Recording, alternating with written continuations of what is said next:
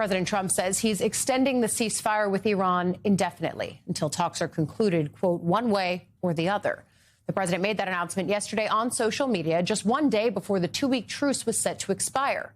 Trump said that at the request of Pakistani mediators, he would hold off on attacking Iran until the country's fractured, in his words, government can come up with a unified proposal. The president, however, added the U.S. military blockade of Iranian ports will remain in place, a move that Tehran previously called an act of war. Now, this decision to extend the ceasefire was actually a significant shift from President Trump's own rhetoric in recent days. He told CNBC just yesterday morning that if a deal wasn't reached by the deadline, he, quote, expected to be bombing. But now, with a renewed truce in place, uncertainty still surrounds the path to a permanent agreement. The status of negotiations is in limbo after multiple news outlets reported Vice President J.D. Vance's planned trip to Islamabad was put on hold yesterday.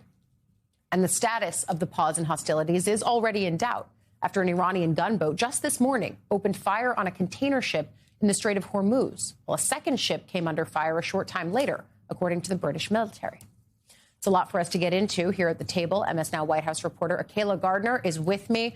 Akayla, this is the thing the president said that he wouldn't do, and yet now the ceasefire is still in effect. The bombing that President Trump promised held back. But then he's also still complicating things further by posting on social media that all of that is very much still on the table. And so I think for folks who are trying to separate, as Joe often says, the signal from the noise, where is it?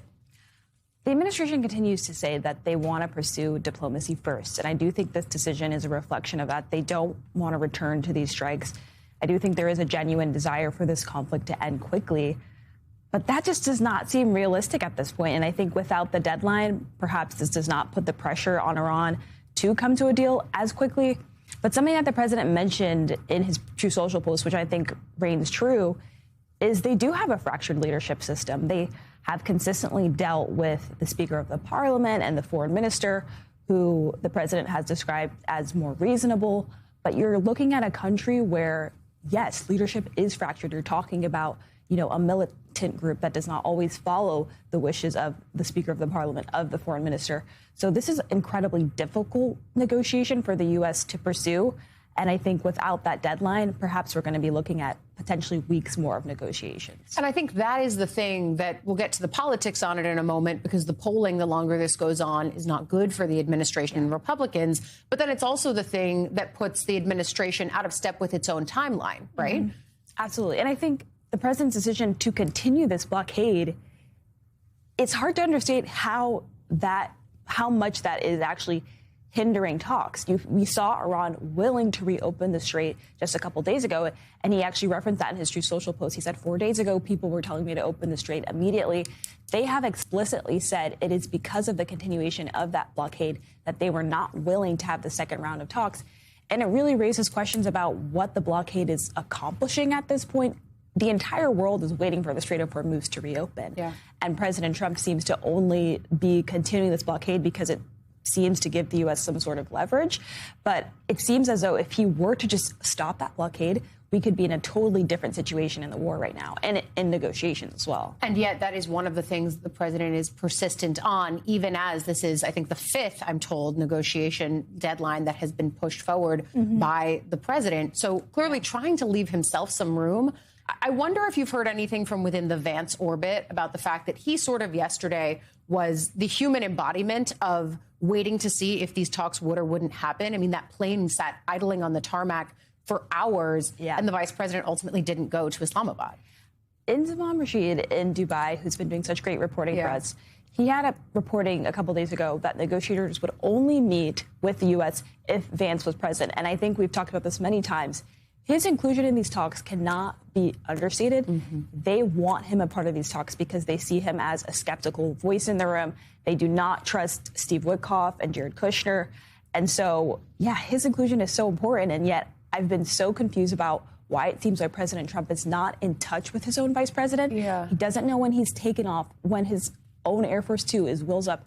He didn't think that he was going to be a part of talks. And then just less than 2 hours later, we were told he was a part of talks. It's been so stunning to see that. Let's drill down on that for just a moment, Yeah. right? Because these are the people who are negotiating on behalf of the president. Yeah. You're supposed to send them into the room with the imprimatur that they are making the decisions on behalf and with the backing of the White House. Right. And you've got the president on the phone with our colleague on Saturday morning, Sunday morning, saying, no, JD is not going. And then the White House has to walk it back to you. Mm-hmm. All the while, the Iranians are saying that's contingent for them to even be at the table. It's a mess. I think it's important to say, though, that Steve Witkoff and Jared Kushner are the president's point people. Those are who he prefers to be negotiating these kinds of conflicts. Which is not the normal course. It's not, especially because Jared Kushner is not an employee of the White House. And I think what's been striking to me is we were told by administration officials when it came to negotiating the ceasefire with Israel and Hamas that the president had really empowered those two men to make decisions on his behalf. Yeah. I'm struggling to understand why it doesn't seem like necessarily Vice President J.D. Vance has given that same authority, but that's a major question that I still have. It's a major question. It also reminds me of something that we saw a lot in the first Trump term, where administration officials, cabinet level, would be dispatched to do various negotiations, and the president would then come in and change the terms of the deal or blow it up. And it really felt to them like no one could speak for the White House except for the president, which still, in large effect, remains true, even if he does have faith in Witkoff and Kushner, the non-traditional people, to be negotiating high-stakes things like this. You know, I think this also comes as the administration is requesting the largest year-over-year defense spending increase since World War II. It also comes as the administration is refusing to tell Congress how much has been spent on the war with Iran. Not that congressional leaders haven't asked, because they have. Part of the proposed $1.5 trillion budget includes a new defense spending category called presidential priorities, such as President Trump's Golden Dome missile defense system. The new budget allocates $74 billion for drones, which is 3 times what the Pentagon is currently spending on that technology. It also calls for $30 billion to replace depleted critical munitions. The acting Pentagon comptroller was asked yesterday if the war with Iran had any impact on these budget requests. This budget was formulated, honestly, before we went into conflict with Iran, right? The overlap you'll see is the request for munitions, which is something we always need. We always need to increase our magazine depth. But outside of that, there aren't any operational costs in here from Iran. A recent estimate, though, by congressional staffers put the current cost of the Iran war at roughly $50 billion. Meanwhile, 2 members of Congress and a congressional official told MS Now the damage to U.S. military bases from Iranian missiles and drone attacks is actually far more extensive than the administration has publicly revealed. And then, of course, the politics backdrop, because the latest AP and ORC poll finds President Trump's approval rating hitting a new all-time low. The poll shows 33% approve of Trump's job performance, down from 38% just last month. It's worth noting, when broken down by party, this poll finds 31% of Republicans now disapprove of President Trump's job performance. And as the Iran war drives up fuel and energy prices, the poll shows Trump losing support when it comes to his handling of the economy. Previously, an issue that he was so strong on. His approval on that issue fell to 30%, down 8 points from last month. These are pretty aggressive swings for just a month. On the war itself, 32% approve of his handling with the conflict of Iran, down 3 points from last month, versus 67% who disapprove of it.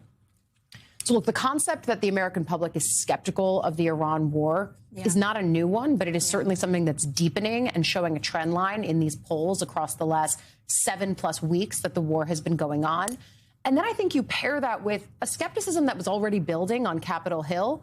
But the fact that they can't even get a basic price tag, I think, is raising alarm bells in a bipartisan fashion. Totally. And I think, of course, Congress wants that price tag, especially as we're looking at a time when healthcare is so expensive. The cost of this war could potentially cover millions of Americans' healthcare costs. But I think also when it comes to the polling, I was just talking to the head of the University of Michigan, who conducts, the gold standard for consumer sentiment. She says the most recent sentiment is as low as it was when inflation was at 9% under Joe Biden. And you hear President Trump talk about that period so much and talk about how he's in such a better place with the economy than Joe Biden. And yet Americans, with the war, with inflation, with the jobs picture, so many Americans don't feel good about where the country is, even though inflation isn't nearly as bad, really, by the numbers. So I think that is really a huge warning sign for Republicans that people aren't feeling good, frankly, about the state of the economy. It also remains the problem that the Biden administration and then the Kamala Harris campaign never solved in terms of solving for sentiment. They were pointing to numbers, which you're right, are far better over the course of the Biden administration. They were able to bring down inflation. The Trump administration now has the same problem, and they also have a principal messenger who's trying to say, no, affordability is actually a hoax. And he does it all the time. I mean, he's been consistently saying gas prices aren't as high as I thought they would be. And it's trying to set a new bar that I think Americans just frankly aren't buying. They see the sticker shock. They're seeing the prices at gas stations every single day. So it's hard to tell people that they're not seeing and feeling what they're feeling. Yeah. And I think that is the problem that remains persistent across White Houses. MS Now White House reporter Akayla Gardner, thank you as always busy on your beat.